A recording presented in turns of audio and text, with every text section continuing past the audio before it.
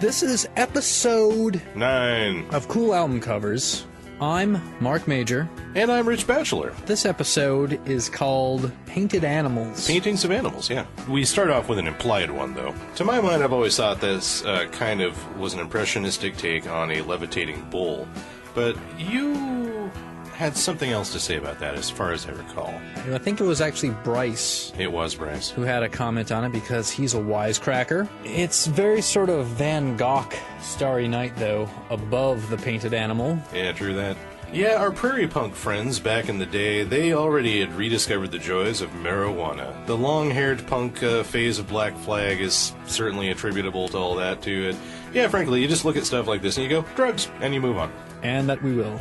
Hey, the gorilla is the one. You gotta say yes to another excess by Yello, a trio of fine, decade-defining albums by Yello. 3 of the finest albums of the 80s are this one and the 2 that followed it. The people that brought you Oh Yeah, shortly before they brought you that song.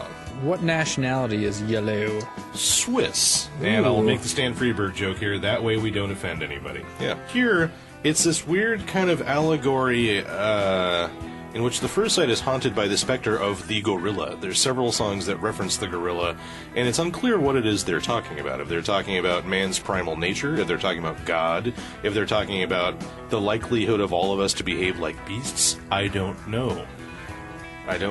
But he is finally banished in the title track where the father of Excess says, "Leave him the gorilla," and join Father Excess. I don't have enough time here to describe this record. Anyway, the gorilla was painted by the great Ernest Gamper, who painted almost all of Yellow's album covers. They're all uniformly fantastic. Yello. Freakwater. We'll paint. Freakwater. Feels like the third time. Isn't Freakwater like two ladies. ladies and who... their backing band. Smoked pot with them once at the Crystal Ballroom. Really? Yep. I was a guest pass, you know. Uh-huh. I'd like to give this cover image credit for kind of summing up how the album sounds. Like, it's a kind of deeply personal impressionism at sundown sort of feel, the way you remember a thing. Dog racing a horse? Perhaps an iguana seated atop a horse? Actually, I don't know. See, this is why we need an art expert to come in and hang with us on ones like this. Hey, look, it's another horse. Hey, look at that. This time he's jumping over Miami or Rio or something. Sharks. Frankly, it kind of looks like it's got that Starry Night look again up there in those clouds. And it's a horse, but it's also jumping over a seascape of a city skyline to drown itself in the ocean, I guess. What's this album like? It's a guy with a viola, a guy with a guitar, and a guy with a drum set, which is how all of the Dirty Three albums go.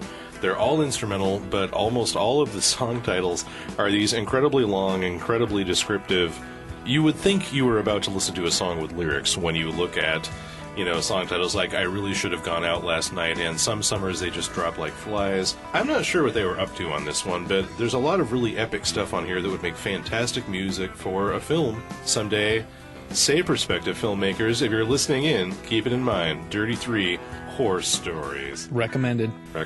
There is no one what will take care of you by the great Will Oldham, also known as many other things, including Palace Brothers. Have you figured out the mystery of the 3 covers for this album? I haven't, and I went and I looked at it, and What'd you come up with?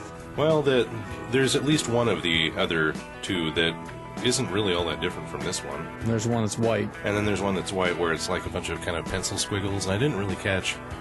They'll have a lion on the front. Yeah, they all seem to, for some damn reason, include a lion that might actually be a dandelion, or he kind of looks like a flower. Whatever's going on here. Yeah, I'm prepared to go there and call it a lion, though. It in no way sounds like what this album cover looks like, if you know what I mean. Does it sound more like old-timey music? It sounds like old-timey music, yeah. It's like very, very... It sounds like it was recorded in an abandoned church or something, and for all we know it was. To be honest, when I saw the name Palace Brothers and the line, I thought it was a reggae album. But, you know, man, no woman no cry. There is no one what will take care of you, man. And let's conclude this one with a Yello. Yellow. See ya.